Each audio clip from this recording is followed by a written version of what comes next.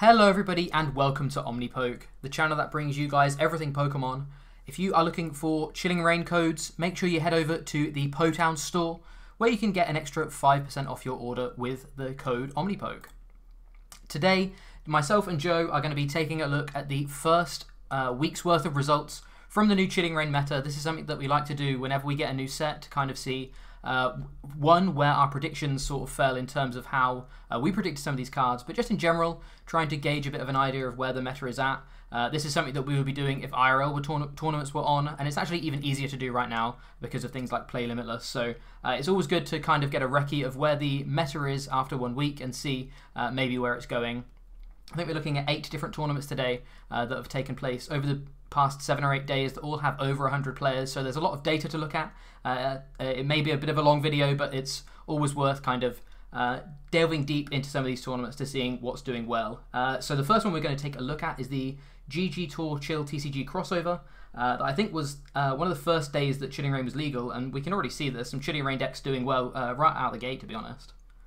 Yeah, it's one of those things where you have to bear in mind not everyone's got their hands on the cards just yet. They oftentimes have just their own theory to go off of, but already seeing so many Shadow Rider in the top 8 is incredible, especially because Eternatus was actually the most played deck in this tournament. So we may look at the list in a second and we'll see either they were playing tech cards or like you just naturally can win that matchup anyway just through like Path of the Peak, or if you're playing the Zapdos Aurora kind of engine. We've seen both of those sort of split off and both do well in this format. So that's really interesting. Seeing Pikarom on top is surprising for me because I feel like it's not in the best of spots. Obviously, people may have been put off Urshifu that little bit more for this tournament, just expecting Shadow Rider to be a thing. Maybe there's an argument there for Pikarom. It feels like hammers are a lot less good in this format, so it's still pretty cool to see Pikarom still managing to do so well, and there's like no new cards at all in the Pikarom list, so it's basically exactly what we've known, tried and trusted, draw better than everyone else kind of build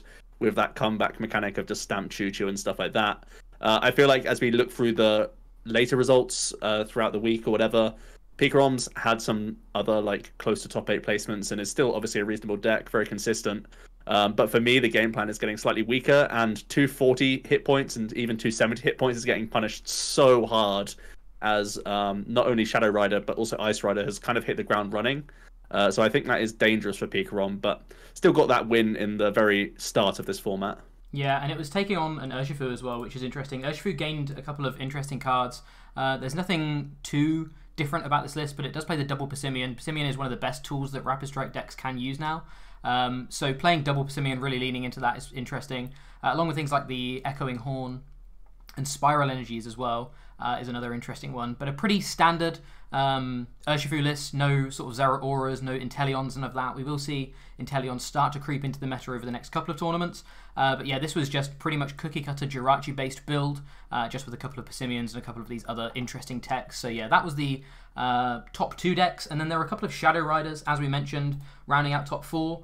The first was actually a Power Plant list rather than a Path of the Peak list, which is interesting. Kind of that best of both worlds, trying to get a little bit of ability lock, but not having that awkward, do I need to find a Marshadow to get rid of the path to be able to use my abilities kind of thing.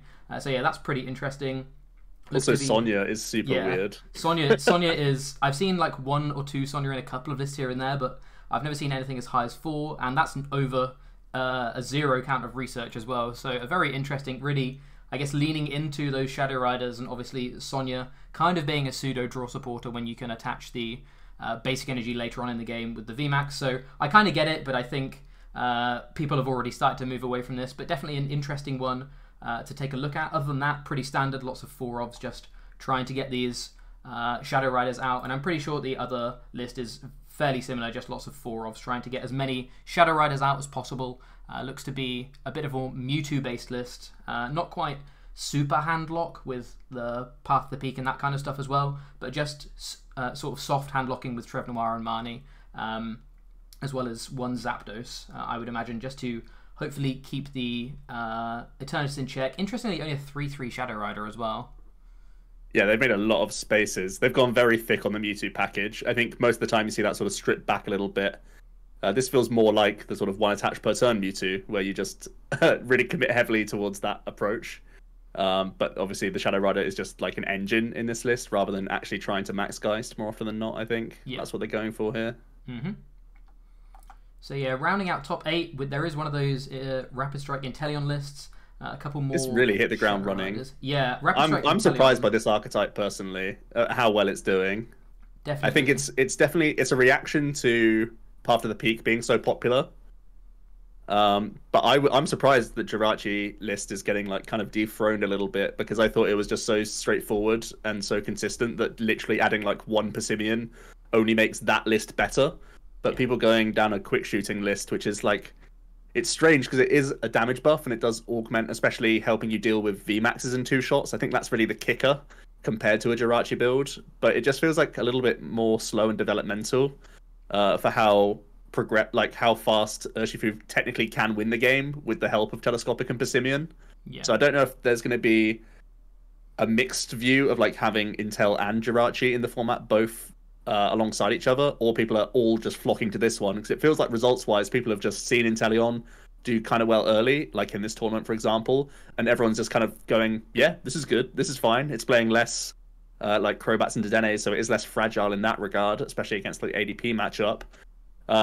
And Path, like just the fear of Path in general, means some people are playing in this list, for example, no Dedenne, no Crobat whatsoever, and just sort of going all in on shady dealings. I'm still a bit scared of going down that route, because I know how many times you panic Calm or Quick Ball for that turn 1 Jirachi just to get a fresh hand. But it's surprising to see this approach really doing much better than I expected. I thought Inteleon was like a very reasonable card, but I didn't see it in Urshi because there was always a Persimmon coming out that could be that buff. But playing them side by side is really like aggressive, but in a different way. Yeah, and it's something that we can't even chalk to it just being early results either, because throughout the week there's been a couple of times where we've seen this sort of Urshi Inteleon list and sort of been like, oh, is this just, you know, people playing it, people trying it out because it's a bit new? But actually it's still doing well. This is still probably the Urshi list to beat right now.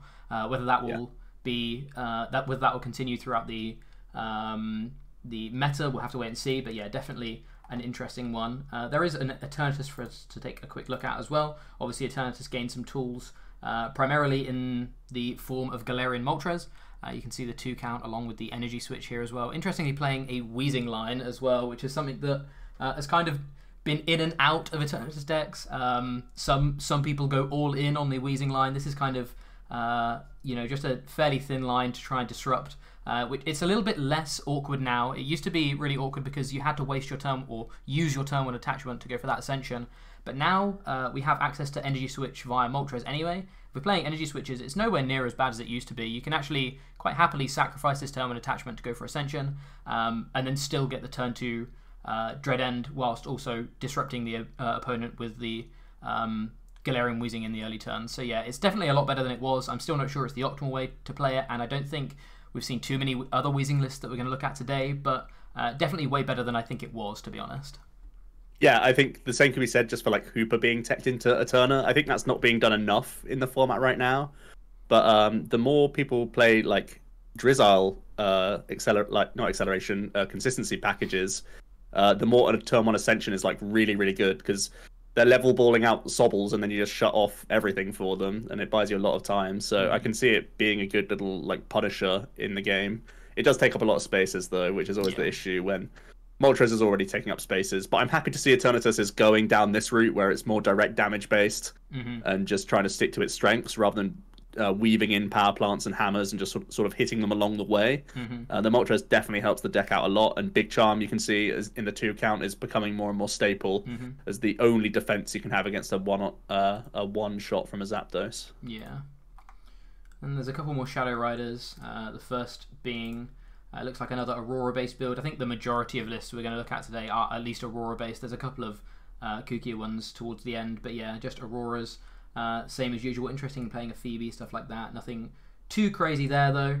And the final Shadow Rider list is again indeed an Aurora, also playing the Phoebe interestingly, but basically no other attackers other than one Gengar Mimikyu. We've seen lists, as we just saw a minute ago, with like a heavy Mewtwo package. This is just having the one Gengar Mimikyu and then really leaning into the Shadow Rider and the Max Geist. So yeah, lots of different ways you can play Shadow Rider. It looks to be that the Aurora build is kind of on top at the moment, as you'll see as we go through, as we move into the next tournament, the Sunday Open. But there are other ways to play it, which I believe is actually a bit of an alternative list that ended up winning this tournament.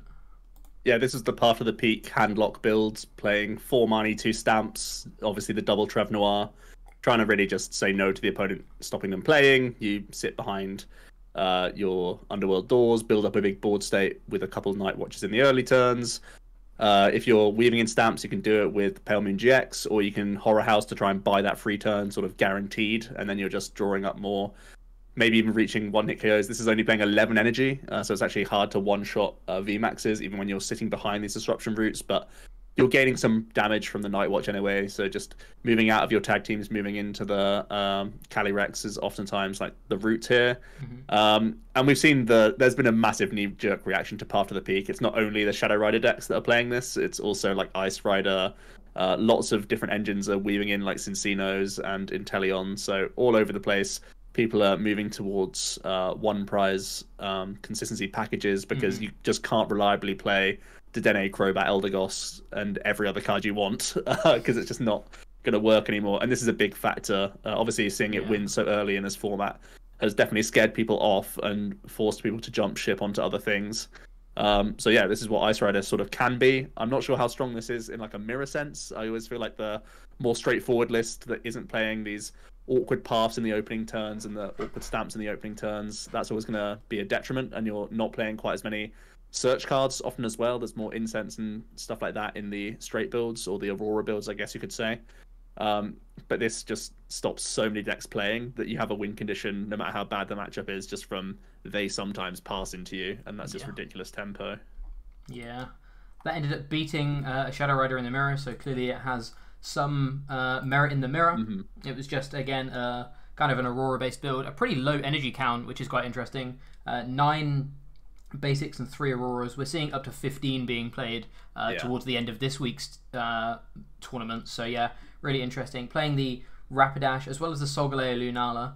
So again, leaning into the Mewtwo sort of engine, a variety of different attackers, and then the Rapidash, I would imagine, just dealing with some of these VMAXs. Because we're running a low energy count, we need a way of being able to get them into range in the early turns. So yeah, pretty interesting list. A lot of one-offs here as well.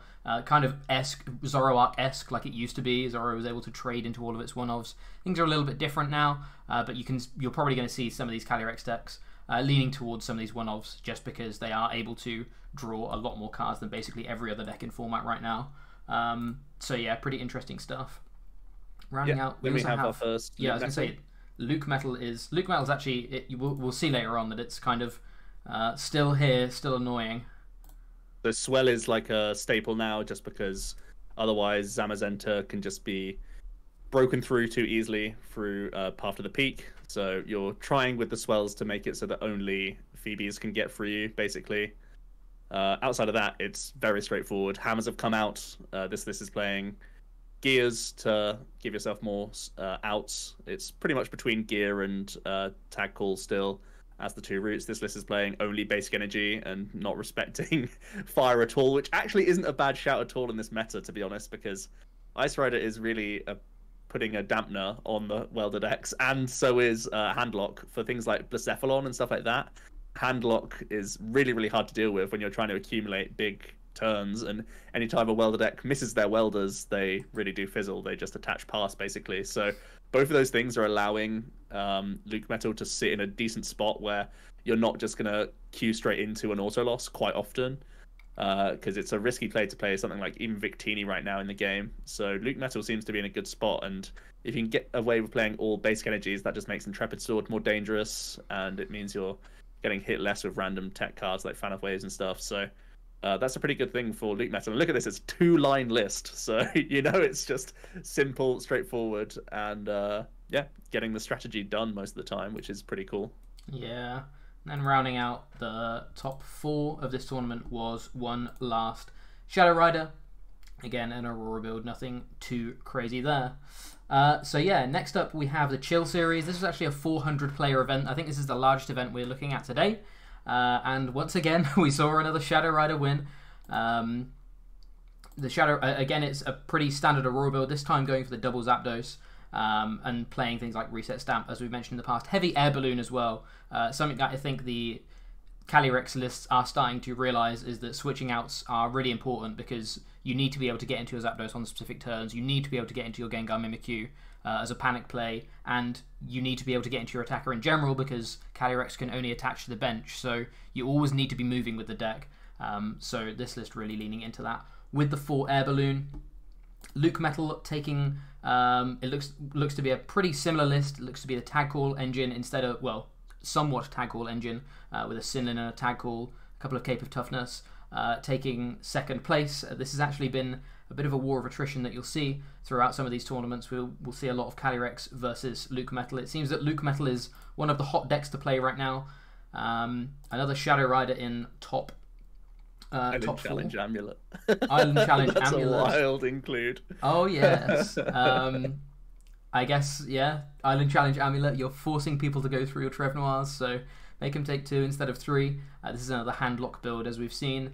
It feels like the handlock build has slowly started to peter out, at least in the past couple of days worth of events.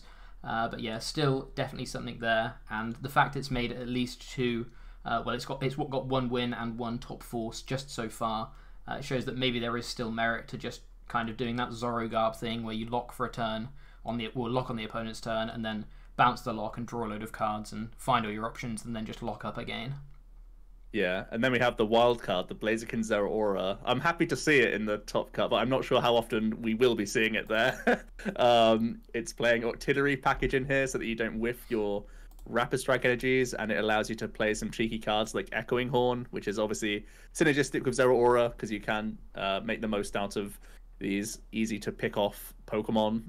There are less and less of them, as we've said, with Path to the Peak slowly phasing them out. It's actually crazy how much this has warped the meta. Like, people have been happy to play Crobat Dedenne Eldegoss in a form of ADP this entire time, and they've just blamed ADP.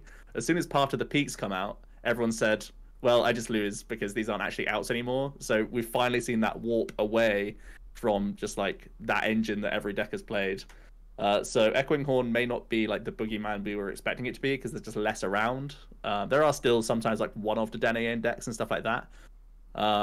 But yeah, this was still capitalizing, you know, still early enough in the meta where you could do that. And there obviously are still decks that are playing these easy 2-prize Pokemon. Blaziken does have good weakness and isn't worried about this sort of triangle going on outside of Ice Rider that's scared of. But you can tackle ADPZ fairly comfortably, and Zeraora does have good sniping. I just felt underwhelmed by this archetype. It feels low tempo to me in like most matchups, so it's surprising to see it do so well, I think. Yeah. Rounding out top 8, we have another couple of Luke Metal. Again, pretty standard list. Looks like we've got attack. I mean, slightly Tag Call. Again, it feels like a lot of people aren't playing the tag. Okay, here's a Tag Call build. This Tag Call build in 7th place is slightly more Tag Call-y than we've seen compared to some of them.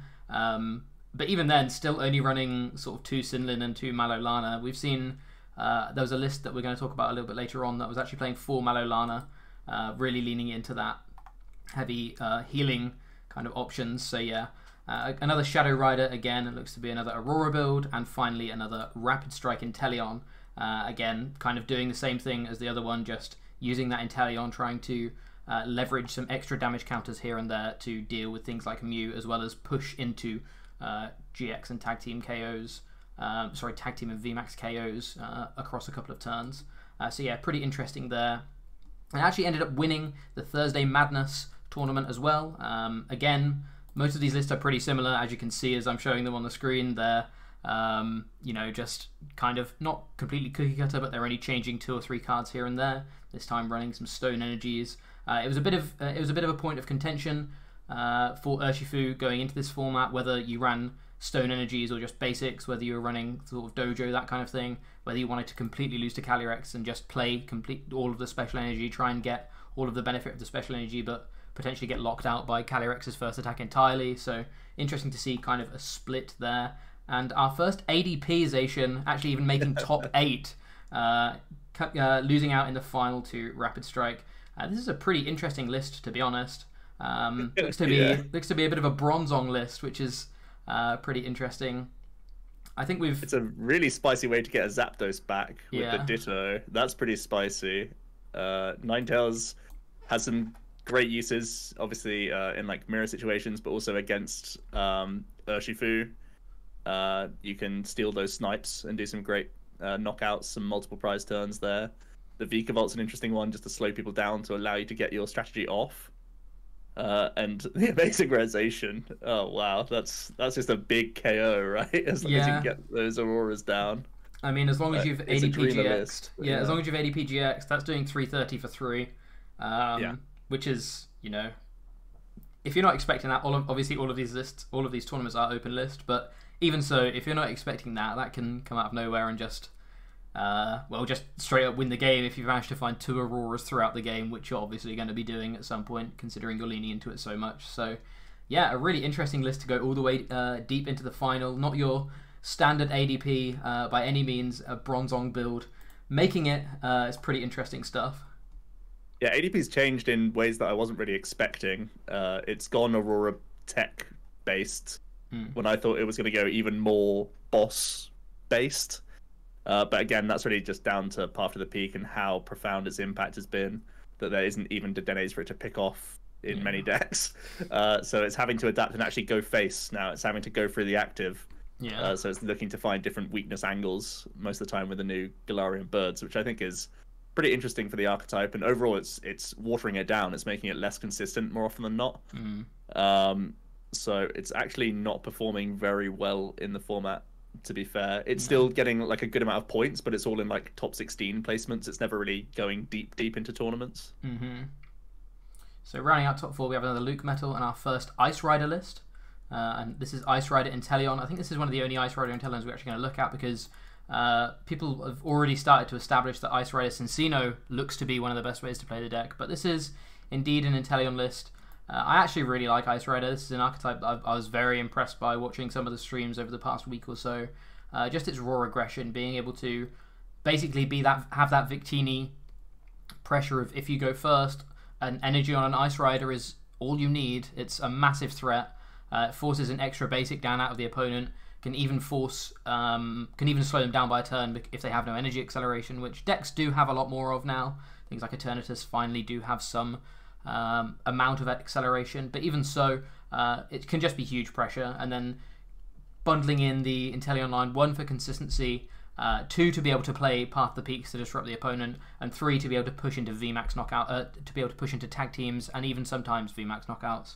It's just really, really good. Lets you play some of these kooky one-offs as well, things like Stamp and Great Catcher, that you can just pluck out here and there with shady dealings. So yeah, really interesting to see Ice Rider breaking into top 4. It took a couple of tournaments, but you'll see Ice Rider throughout the rest of this video. It actually, like I say, it took a couple of days, took some refining, but already we're seeing Ice Rider not quite putting up the numbers of Shadow Rider, but really not far behind. Yeah, I think it's the second best performer so far in Chilling Reign. It's got less than half the points earned than Shadow Rider, but still up in second. And as you say, it's still being figured out with various one-prize pairings at the moment. Which is cool to see. So then the other Ice Rider list that made top 8 was also an Inteleon. I think this is, like I say, this is one of the only tournaments we actually see Ice Rider Inteleon in. This time playing a Leon to really push into VMAX range with a couple of pings plus a Leon. Max Lance is doing 280 up to 320 with 2 quick shootings across 2 turns. So yeah, pretty good stuff. Other than that, a fairly standard list. We're going to start to move away from going into all of these lists, but you can see more of the same, you know, Luke Metals, Urshifus, and Shadow Rider Calyrexes rounding out the top 8. The Limitless Invitational was actually a really interesting one. This is where everything kind of changed. This was the 70, I think there was 75 people qualified. The 75 best players throughout the past 12 months of Limitless tournaments were invited by Limitless to enter into a $1,000 tournament. And as you can see, Decidueye was the crowning glory. There was 4 Decidueye players, and all 4 of them made top 8. 3 of them made top 4. 2 of them made the final, and obviously one of them won. So, as you can see, Decidueye really reaped the rewards of this format in a very, very interesting way. Decidueye Inteleon was actually the winning list. Something that we've never really seen before. We've seen Decidueye paired with things like Obstagoon, even Jirachi, but I don't think anyone really had this on their radar. So huge props to the players over in Japan that decided to rep this, because clearly it was a fantastic call for the day. The archetype in general, but also playing it completely differently, playing it a little bit differently, and just bringing something completely out of the box. Yeah, and naturally, the decks that we've seen so far that were doing well just don't play answers. There's a lot less Welder in the format. We haven't seen any of them in the top cut yet, which is one of the biggest fears for Desi in general, because they play a toolbox of attackers that oftentimes involves ways around Decidueye. A lot of the Eternals had taken out Phoebe from the list just to play the Moltres package, basically. Shadow Rider isn't really playing any answers, and it's not an easy thing to do to find answers to Decidueye either, which I think is a big deal. And Ice Rider is sometimes playing like their own Inteleons, but typically your Decidueye army should be able to get through them eventually. And the quick shooting is actually just good in general, surprisingly good, because in matchups where decks actually do play like an element of answers, the quick shooting puts the clock on them much better than just a regular spitting arrow. And it means that you don't have, like, you're only playing 2 boss, but you can use the quick shooting to keep pressure on a lot of the time. So yeah, really cashing in on the bench spread that Spitting Arrow has, but also just piling into the active and just putting the clock on the opponent. The big parasols are obviously huge includes. That is the way that you beat the Shadow Riders. Otherwise, they will just sprinkle with the regular V. So those are absolutely staples. And Inteleon augments the damage really nicely and helps you get Candy turn 2 to make your Rowlet safe. So yeah, it's a really good combination. Yeah, definitely. The other 2 Decidueye lists were a little bit more standard, sort of Snorlax-esque engines. There was a Spiritomb list that made top 4, so it was the Battle of the One prizes, which was pretty interesting. Really nothing too major to see here. We've seen how Spiritomb works in the past. It was just, I don't even think there's a single new card in here. It was just a meta call in this case.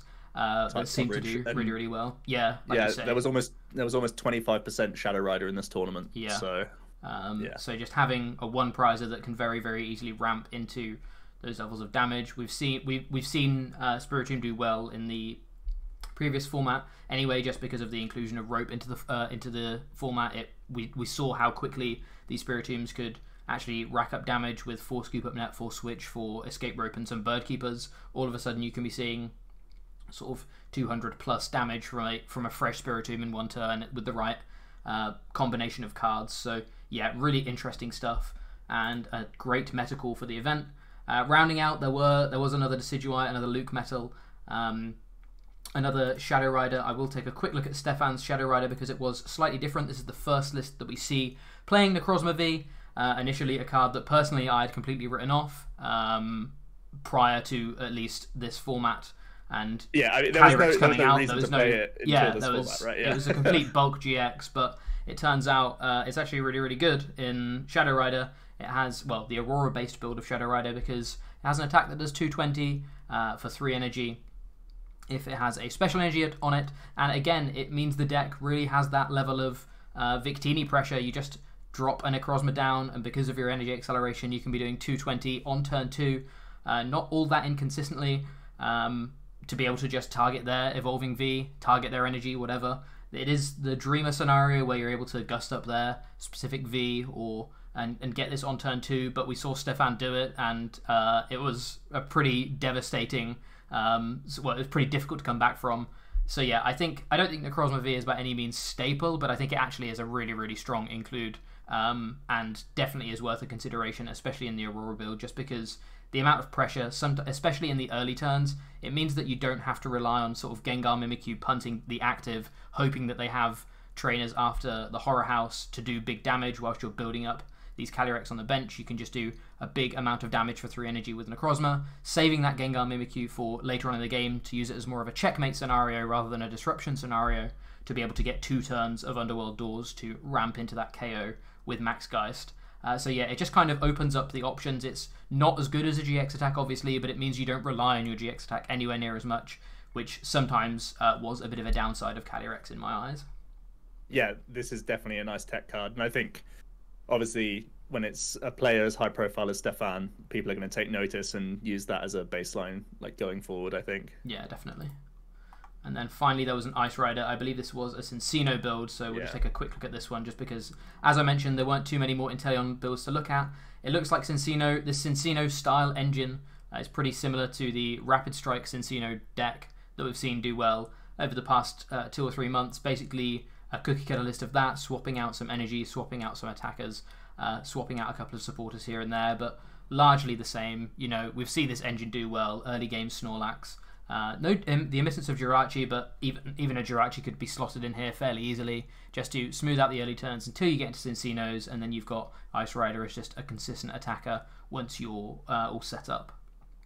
Yeah, looks like, again, just a good approach. I'm pretty surprised that there isn't a Jirachi in here because it feels like turn 2 Melanie is like a very high priority. Yeah. But still, that could just be like cut a com and then you're pretty happy with the list, right? I think it seems good from then on. Pretty much. So yeah, that was the Limitless Invitational. The Lux Series was the next event. We have a Rapid Strike Inteleon. Again, just going to take a quick look, but pretty similar to most of these other lists. Karate Belt, Hooper being played is the that one feels important to me. One very interesting one because, like you say, being able to do extra damage, kind of pepper up a Shadow Rider VMAX. Doing double damage already to them is going to be great, but they're going to have so many abilities on board. This is actually going to be really softening them up for Gale Thrusts and GMAX Rapid Flows later on in the game, especially in combination with something like a Passimian, so they can't even stay on the bench in safety with Quick Shooter and Passimian. It's really going to start peppering them up. So yeah, I really like Hooper as a tech card right now. Going forward, I feel like you almost have to, because I feel like Urshifu must have a very poor percentage against most Ghost Rider matchups. Yeah. So trying to bring that back into balance. It may even be that Hooper's become multiple counts in the deck, because it feels like the only way that you can bring it close outside of really warping the deck with other cards. Yeah, definitely. We have an ADP Bird Trio. We mentioned earlier on that ADP is kind of adapted to dealing with the active Pokemon, dealing with whatever it has weakness on, rather than trying to gust up Dedennes right now just because of the lack of Dedennes, people respecting Path to the Peak. So yeah, this is kind of one of the new age ways of playing ADP, which is pretty interesting. Yeah, really surprising. I'm not sure about the Zacian count at all. It still feels like a pretty important card, especially as one of the pieces that gets you that turn 1 GX attack. And this is still, you know, with the Skylar and the double Dedenne and the Crobat, you're still trying to gear your list that direction, I would say, more often than not.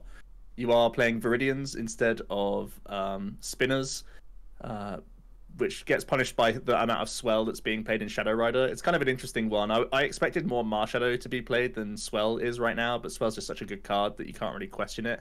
And you have to commit a ton of your energies to dark energies just to make the Moltres work in the first place, which is really kooky that you were already a 2-energy style deck and now you want to weave in the Aurora and the Darks as well just to make it work. But this is the only way that you can reach one-shots, and it's still playing Echoing Horn, Great Catcher, Boss, but it will, like we say, go through probably one VMAX Pokemon in most games now just through type coverage on these birds more often than not. And that's going to be the route for this deck. I feel like you could probably strip away a couple pieces, like the Stamp, the Echoing Horn, maybe even the Great Catcher goes with the lack of Dedenne in this format right now, to try and make this work that little bit more. And obviously the amount of Path to Peak is stopping Peony engines from working, which was my biggest fear because I really wanted to play Peony. I thought it was a really good way to make this cheesy as hell. Yeah. But Path to the Peak means that there's less Dedenne to gust around anyway, so there's no reason to be playing that route. And yeah, going this direction will come with its own weaknesses. Obviously, you're playing 3 stadiums, but you're still not playing a Marshadow. You don't have much searchability here. It's only playing 5 ball search cards right now.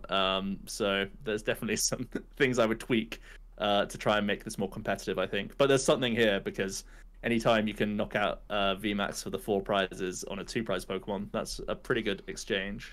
Yeah, and the other thing is with this list is the more we move towards trying to deal with the active VMAX, the more you can move away from having to Altered Creation for 2 energy, because just that extra damage means that if you're taking 3 prizes anyway, 4 and 2 is just as hard as 3 and 3, so you may as well just go for the 3 and 3, get that extra damage buff, and not have to worry about trying to get the big combo. Obviously, we're playing energy switches anyway to be able to lean into the Moltres, the energy acceleration from Moltres to prep other attackers.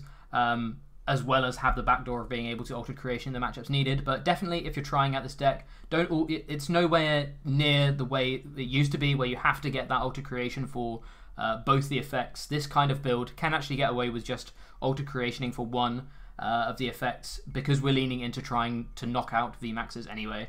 So yeah, definitely keep that in mind when giving the deck a go. It looks to be really interesting, to be honest. It's pretty cool to see.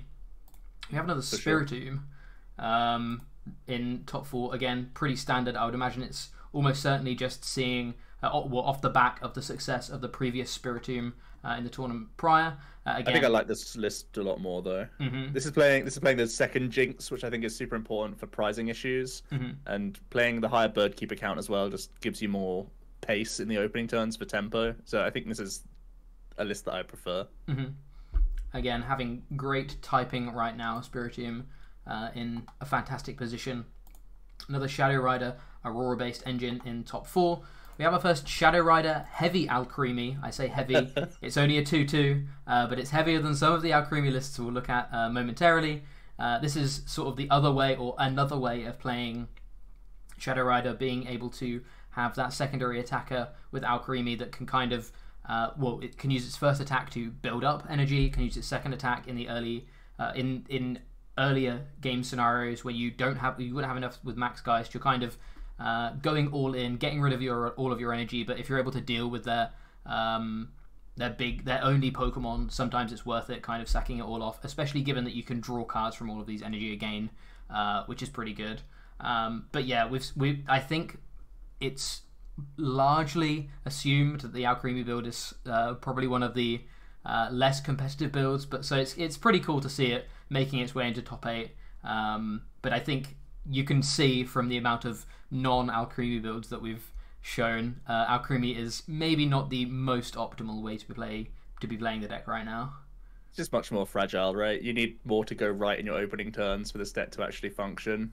Whereas if you're playing straight with Aurora, or if you're playing Handlock, you need less to go well for your game plan to still just be fine. For sure. And opening the back door to having Metal Weakness on one of your main attackers is something that right now Shadow Rider doesn't have to deal with, but obviously is a bit more awkward. But yeah, pretty interesting stuff. Another couple of Decidueyes and a Shadow Rider rounding out the top 8 again, more than likely just off the back of its previous day's success, trying to capitalize on already winning lists, to want of a better way to put it. We have the CFB Pro Showdown as the penultimate tournament we'll look at. This was actually a single eliminate tournament, so keep that in mind when looking at some of the results. But again, it's still all relevant data. We had Calyrex off in the final. It was a sort of a fairly standard Aurora-based build, but as I mentioned, there is a thin Alcremie line in here, so people giving Alcremie some love, but maybe not full committing to the Alcremie right now. But yeah, other than the Alcremie parts and maybe the Sonya, a pretty standard list compared to what we've seen so far. Yeah, I would probably devote those spaces elsewhere, but yeah, I think that's... But you know, sometimes you need to one-shot something, and a 1/1 Alcremie can do that, you know. Indeed. We have another Ice Rider Minccino, bringing in the final. We have our first Victini VMAX in top 8, making 5th place. Victini is an interesting one, obviously having to dodge and weave a new matchup in Ice Rider. But other than that, it still can hold its own against basically the other portion of the other rock, paper, scissors style trio. It's had a fairly decent results against things like Eternatus and Urshifu in the past, just because of Victini's raw aggression. There's no reason it wouldn't have very similar presence against something like a Shadow Rider.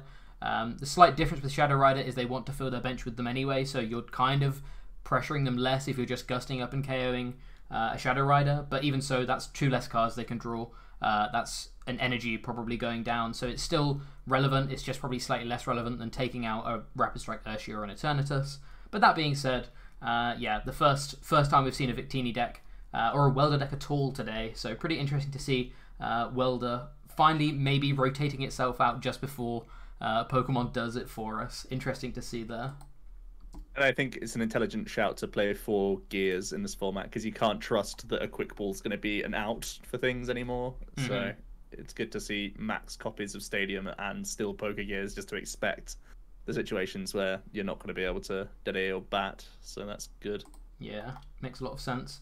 A couple more Urshifu and Teleons, a couple of Decidueyes. Sorry, a couple of Decidueyes and a couple of Ice Riders. Rounding things out, we're going to take a quick look at the metagame for this tournament as well. These are the latest 2 tournaments, so we'll just have a brief look at kind of what people are playing. Shadow Rider, still very, very popular. I do feel like this metagame is ever so slightly skewed, basically because this tournament was around 6 hours after the Limitless Invitational, which meant everyone just picked up and played the Decidueye lists that were at the point like 5-0, 6-0, 7-0 in the Limitless event. So Decidueye probably has an unhealthily high metagame share in this tournament. I wouldn't expect it to be the second most popular deck in basically any tournament ever, apart from the one where it made 3 top 4s.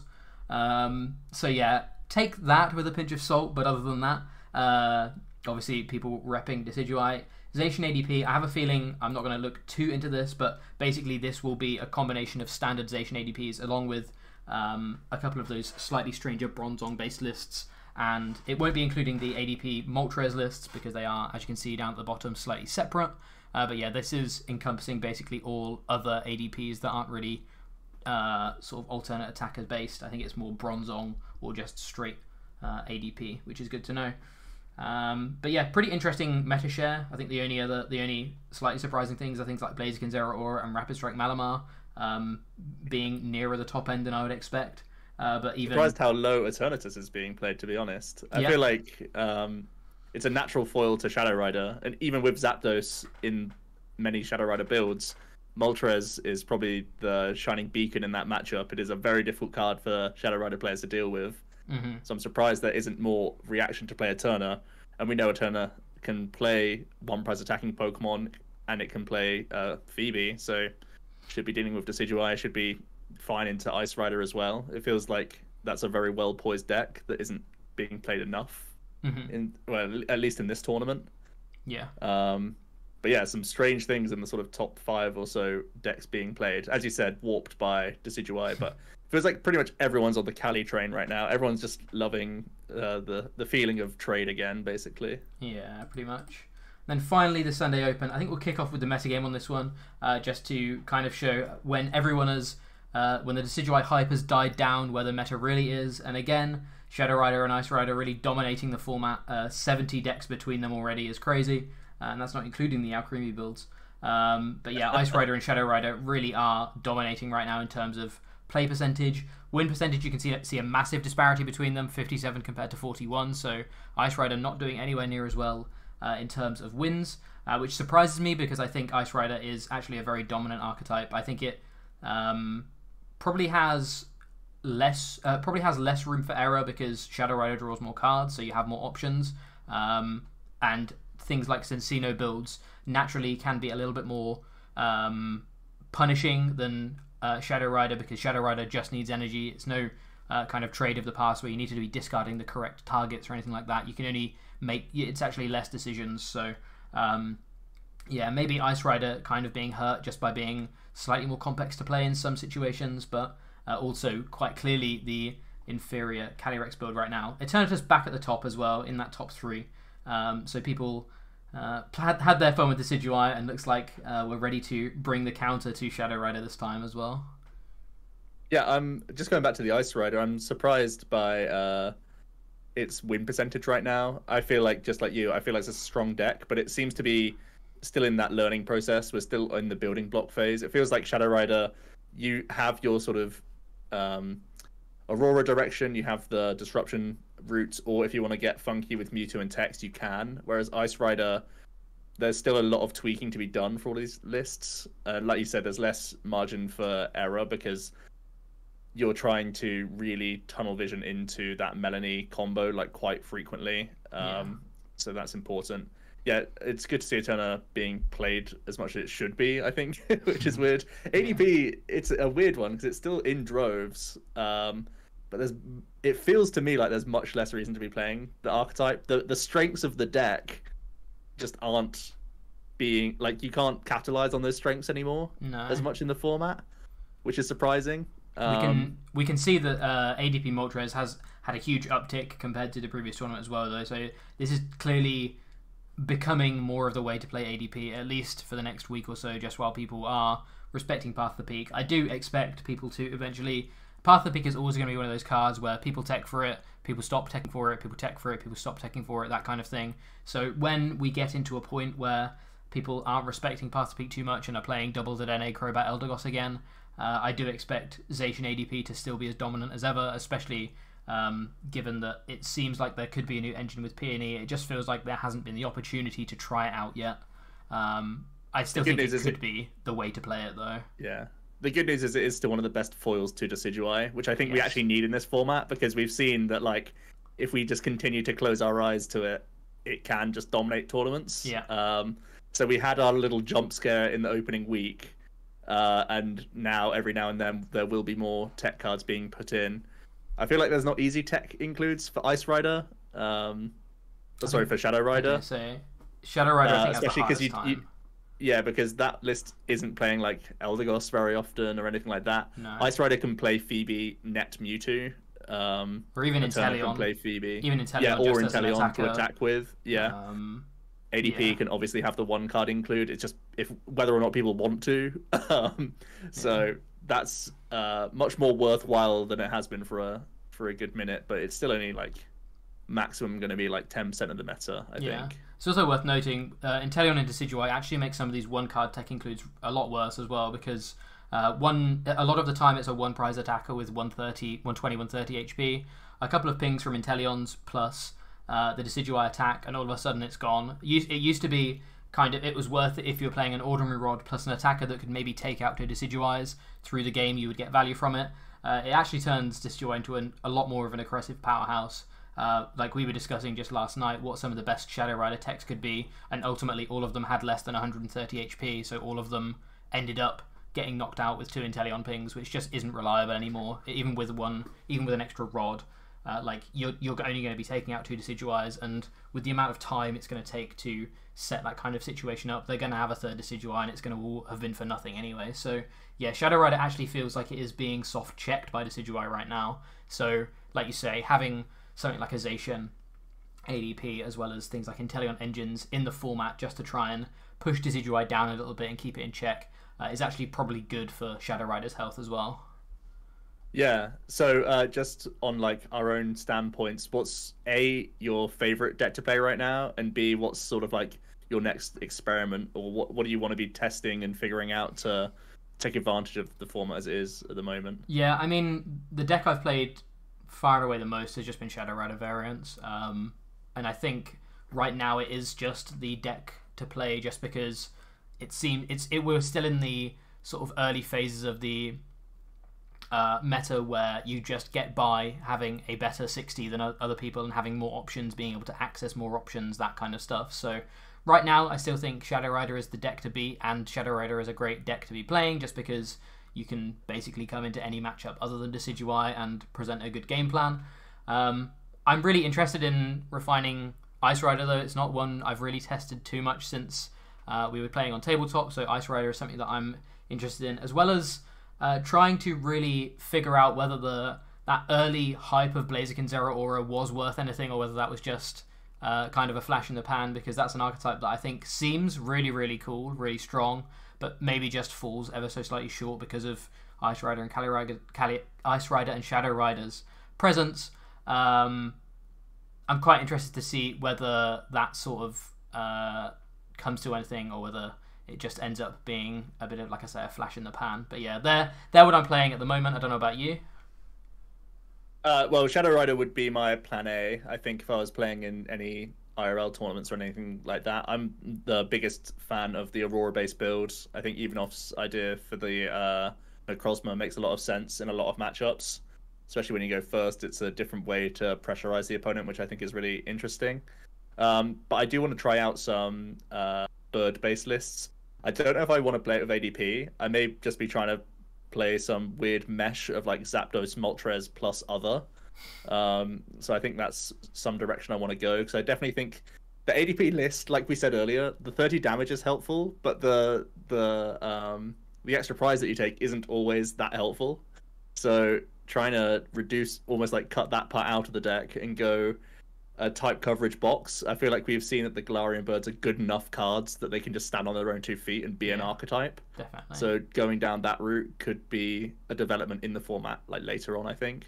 Yeah, that Bronzong list that we saw very early, maybe something that I look into, just because, like you say, you can still play that. You can mitigate ADP down to maybe even a 1 count in that point, and kind of be, we've seen even this in sort of expanded, where they have this kind of box style deck where they'll ADP in the match if they need to, but otherwise it's just not what the whole deck's about. And yeah, so I actually I don't know whether Bronzong is the right way to play it, but Bronzong's definitely an interesting baseline to start with, and maybe working out something along the lines of how to build some counter deck out of the Galarian Birds could be pretty interesting. But yeah, pretty interesting stuff. A very long video talking about 8 different tournaments. Really interesting to see how the meta's evolving. If you guys enjoyed this, let us know down in the comments. We always love talking these tournaments, so if this is something that you want to see each week because of how the meta's evolving, at least for the first 3 or 4 weeks, it may be worth watching until things maybe get a little bit more stale. We'll be more than happy to take a look at the results each week. So let us know down in the comments if you enjoyed this.